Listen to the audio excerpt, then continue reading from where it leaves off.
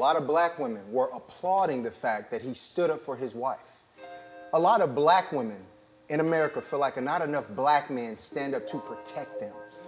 They feel like they always have to protect the black man, but the black man, they don't protect them. Absolutely. In this moment, they felt like Will actually stood up for his black wife on a national stage where they felt like Chris Rock had disrespected her for a second time in Oscar history, 2016 and then 2022.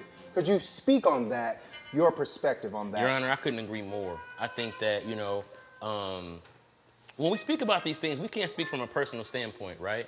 Like, I feel as though myself and even my across counsel, Ryan, very respectful toward women. And as a whole, we do need to take care of our women a lot more.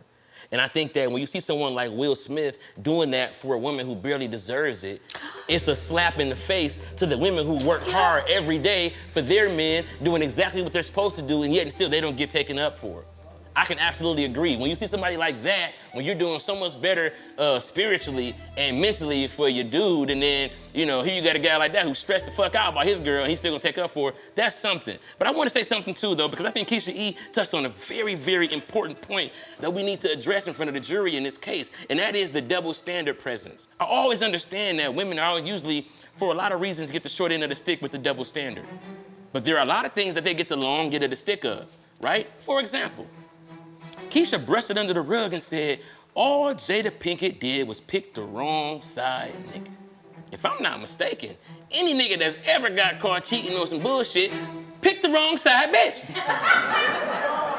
That's pretty much how it goes.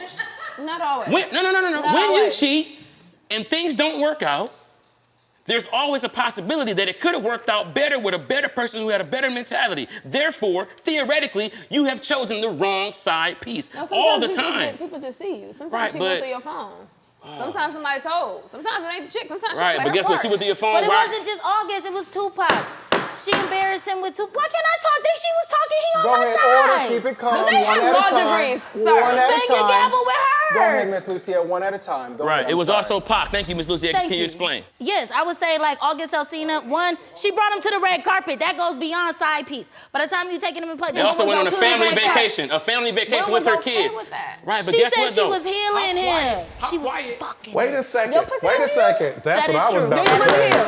Do you believe? Pussy healed. I don't know what y'all Like I talking said, about. all right, that's what It we can be rejuvenate a feeling. motherfucker. Order, one I at can't a talk time. about my pussy now? One at a time. We would love to hear more about your teeter pot. Thank you. But we just need some Not order. the Peter pot. Okay, so the point is, it wasn't just August Alsina. She constantly said she wished she would have been with Tupac over Will Smith. He was on the Breakfast Club crying about it because he can't out-rap Tupac. He can't outshine Tupac. The Fresh Prince is nowhere near as fly as Tupac, and Tupac been gone, God rest his soul, for about 30 years. And I would still rather fuck Tupac over Will Smith. That's a hard pill to swallow.